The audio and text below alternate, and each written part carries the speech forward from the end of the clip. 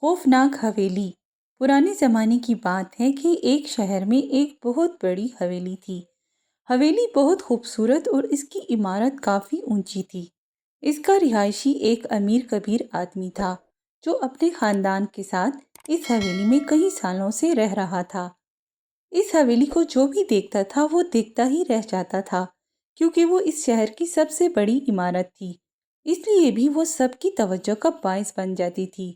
وہ لوگ جو دوسرے شہروں سے آتے تھے وہ اس حویلی کو خصوصی طور پر دیکھنے کے لیے آتے تھے۔ اس حویلی کی شہرت بہت دور دور تک پھیلی ہوئی تھی۔ ایک دن دوسرے شہر کا ایک امیر کبیر آدمی آیا۔ اس نے اس حویلی کی شہرت سن کر اسے دیکھنے کا ارادہ کیا تھا۔ اس نے پہلے تو حویلی کو باہر سے اچھی طرح سے دیکھا اور پھر اس کے دل میں خواہش پیدا ہوئی کہ وہ اندر جا کر حویلی کو دیکھے کہ وہ اندر سے کیسی بنی ہے۔ اس آدمی کا نام حیات تھا۔ اس کے ساتھ اس کا ایک ملازم بھی تھا۔ حیات بڑا شاطر آدمی تھا۔ جس چیز کو ایک بار دیکھ لیتا تھا اور اسے پسند کر لیتا تھا تو پھر وہ اسے خرید کر ہی دم لیتا تھا، کیونکہ اس کے پاس دولت کی کمی نہیں تھی، اس لیے وہ پرواہ نہیں کرتا تھا۔ حیات نے بڑے سے دروازے کے پاس کھڑے دربان سے کہا کہ وہ حویلی دیکھنے کی خواہش رکھتا ہے، لہٰذا اسے اندر جانے کی اجازت دی جائے۔ حویلی کے دروازے پر کھڑے ملازم نے حیات کو اوپر سے نیچے تک دیکھا اور کہا، مجھے اپنے مالک سے اجازت لینی پڑے گی، تم اجازت لے آؤ اور انہیں بتانا کہ میں سفر کر کے اس حویلی کو دیکھنے کے لیے آیا ہوں۔ حیات کو حویلی اندر سے دیکھنے کی اجازت مل گئی۔ اس نے حویلی دیکھی اور اسے بڑی پسند آئی۔ اس نے حویلی کے مالک سے ملنے کی خواہش کی۔ حویلی کے مالک نے اسے کمرے میں بلا لیا۔ حویلی کا مالک بہت اچھا آدمی تھا۔ اس کی توند نکلی ہوئی تھی اور وہ کھانے پینے کا کافی شوقین تھا۔ میرا نام حیات ہے اور میں سونے کا کاروبار کرتا ہوں، اس نے اپنا تعارف کرایا۔ آپ سے مل کر خوشی ہوئی۔ میں نے آپ کی حویلی کی بہت تعریف سنی تھی۔ جیسی تعریف سنی اس سے بھی بڑھ کر آپ کی حویلی کو پایا ہے۔ بہت بہت شکریہ، مجھے آپ کی حویلی بہت پسند آئی ہے۔ ایک بار پھر آپ کا شکریہ، میں اس حویلی کو خریدنا چاہتا ہوں، ایک دم حیات نے کہا۔ حویلی کا مالک اس کی بات سن کر چونکا، لیکن میں حویلی بیچنا نہیں چاہتا، جتنا پیسہ چاہیے میں دیتا ہوں، آپ یہ حویلی مجھے بیچ دیں۔ حیات نے کہا، مجھے دولت کی ضرورت نہیں۔ حویلی کے مالک نے کہا، دولت کی ضرورت سے کوئی انکار نہیں کر سکتا، مجھے آپ کی حویلی پسند ہے اس لیے میں خریدنا چاہتا ہوں۔ آپ بار بار حویلی خریدنے کی بات نہ کریں، میں اس حویلی کو کسی بھی قیمت میں فروخت نہیں کرنا چاہتا، اس لیے آپ جا سکتے ہیں۔ حویلی کے مالک نے دو ٹوک کہا، ایک بار سوچ لیں، مجھ سے زیادہ اس حویلی کی قیمت کوئی نہیں دے گا۔ میں نے جب اس حویلی کو بیچنا ہی نہیں ہے تو مجھے اس سے کوئی غرض نہیں ہے کہ کون قیمت زیادہ دے رہا ہے کون کم دے رہا ہے، اس لیے برائے مہربانی آپ چلے جائیں۔ حویلی کے مالک کو غصہ آ گیا۔ حیات نے حویلی کے مالک کی طرف مسکرا کر عجیب سی نگاہوں سے دیکھا اور کچھ توقف کے بعد پھر کہا، یہ آپ کا آخری فیصلہ ہے؟ جی ہاں، مالک حویلی کہہ کر اٹھ کر چلا گیا۔ حیات کچھ دیر وہاں بیٹھا رہا اور اس کے بعد وہ بھی حویلی کے ایک ملازم کے ساتھ چلتا ہوا باہر نکل گیا۔ اسی شام کو اس نے اپنے شہر کے لیے واپسی کا سفر شروع کر دیا۔ ایک ہفتے بعد کی بات ہے، رات کا وقت تھا، سب لوگ سونے کی تیاری کر رہے تھے۔ اچانک ملازم کی ایک فلک شگاف چیخ نے سب کو اس کی جانب متوجہ کر دیا۔ حویلی کا مالک بھی اس طرف بھاگا جس طرف سے ملازم کی چیخ سنائی دی تھی۔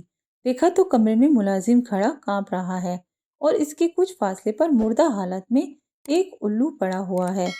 کیا ہوا؟ مالک حویلی نے پوچھا۔ یہ الو؟ ملازم کے منہ سے خوف کے مارے آواز نہیں نکل رہی تھی۔ کیا ہوا؟ الو؟ اور یہ الو کیسے آیا ہماری حویلی میں؟ حویلی کا مالک حیران ہو گیا۔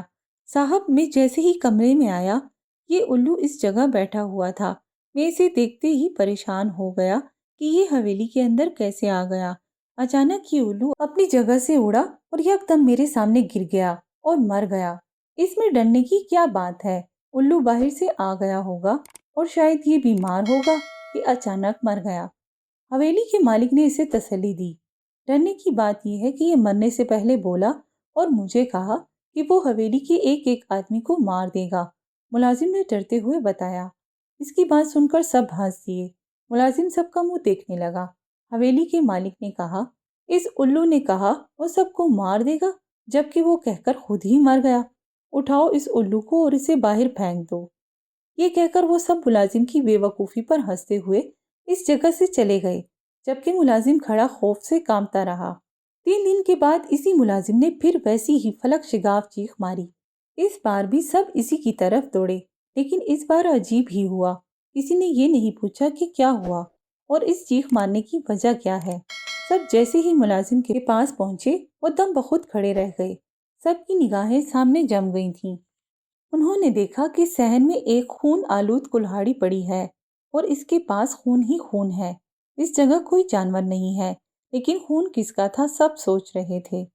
ये क्या है? मुलाजिम से हवेली के मालिक ने पूछा। साहब, मैं जैसे ही इस तरफ आया, यहाँ खून और ये कुल्हाड़ी पड़ी थी, मुलाजिम ने कांपते हुए कहा। इस बात को नज़रअंदाज करना मुश्किल था। ये दूसरा वाकया था। पहले वाकये को तो सबने नज़रअंदाज कर दिया था, लेकिन इसे मजाक में उड़ा देना मुमकिन नहीं था। बहरहाल इस जगह खून साफ कराया गया और कुल्हाड़ी भी कहीं फेंक दी गई। इस काम से फारिग होकर जैसे ही हवेली का मालिक अपने कमरे में गया, इसके कदम इसी जगह रुक गए। दिल जोर से धड़का। इसके पलंग पर किसी जानवर का कटा हुआ सर पड़ा था और सर से खून रस रहा था। ऐसा लगता था जैसे किसी ने ताज़ा और अभी अभी इस जानवर का सर काटा हो। अब तो पूरी हवेली में खौफो हरास फैल गया। अजीब वाक़यात हो रहे थे। हवेली के मकीन खौफजदा हो गए। ऐसा कभी नहीं हुआ था। हवेली का मालिक सोचने लगा कि अब वो क्या करे। ये सब कैसे हो रहा है? कोई हल नहीं मिल रहा था। इस रात हवेली का मालिक अपने कमरे की बजाय दूसरे कमरे में सोने चला गया। आधी रात को सब सोए हुए थे। अचानक हवेली के मालिक के बड़े बेटे ने चीखना शुरू कर दिया। सब इसके कमरे की तरफ भागे। देखा तो एक बड़ा सा सांप इसके बिस्तर से नीचे उतर रहा था और इसका बेटा पसीने में शरबूर एक तरफ खड़ा था। मुलाजिम को बुलाया गया और इसने सांप को पकड़ लिया। इस रात कोई भी नहीं सो सका। हम इस हवेली में नहीं रहेंगे। इस हवेली पर साया हो गया है। हवेली के मालिक की बीवी ने अपना फैसला सुनाया। माँ ठीक कह रही हैं, बड़े बेटे ने इसकी तायीद की। मैं खुद बहुत परेशान हूँ। हवेली का मालिक भी डर गया था और वो खौफजदा था कि कोई बड़ा नुकसान रोनुमा न हो जाए। हम आज ही ये हवेली छोड़कर अपने दूसरे घर मुंतकिल हो जाएंगे। सबका मुश्तरका फैसला यही था। फिर क्यों ना ये हवेली बेच दें। कल को अगर ये हवेली बदनाम हो गई और बात फैल गई कि यहाँ साया है, तो फिर इस हवेली को कोई नहीं खरीदेगा। हवेली के मालिक ने कहा, हाँ, इस हवेली को बेच दें।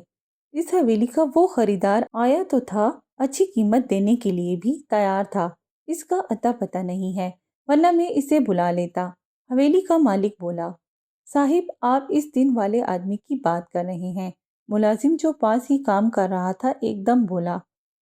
हाँ, इसकी बात कर रहा हूँ। इसे तो मैंने आज ही बाजार में देखा था। मुलाजिम बोला।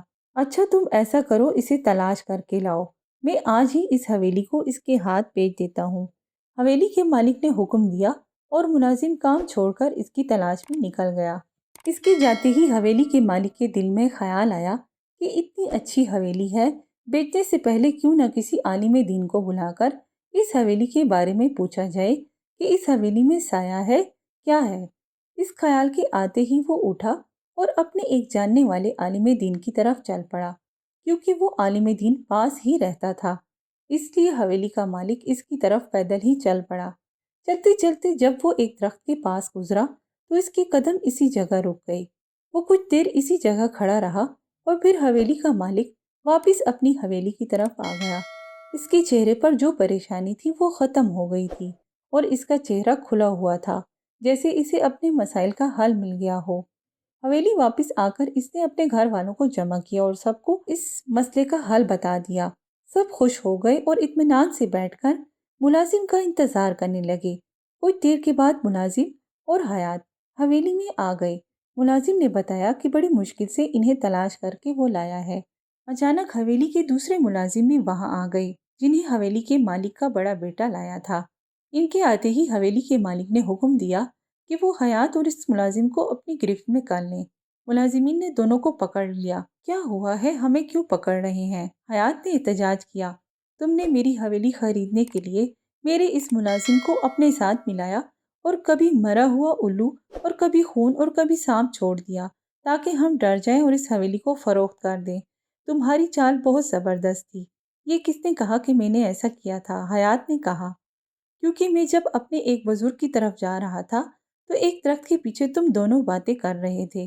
ملازم کہہ رہا تھا کہ اس نے تمہاری ہدایت کے مطابق سارے کام کر دیے ہیں اور میں حویلی بیچنے کے لیے تیار ہوں۔ میں نے تم دونوں کی باتیں سن لی تھی۔ اب تم دونوں کو پولیس کے حوالے کروں گا۔ حیات اور ملازم نے بہت شور مچایا کہ انہیں معاف کر دیا جائے، لیکن حویلی کے مالک نے دونوں کو پولیس کے حوالے کر دیا۔ وہ ملازم جو عزت کی کمائی کھاتا تھا، حرام کے پیچھے لگ کر عزت اور رزق دونوں سے دور ہو گیا۔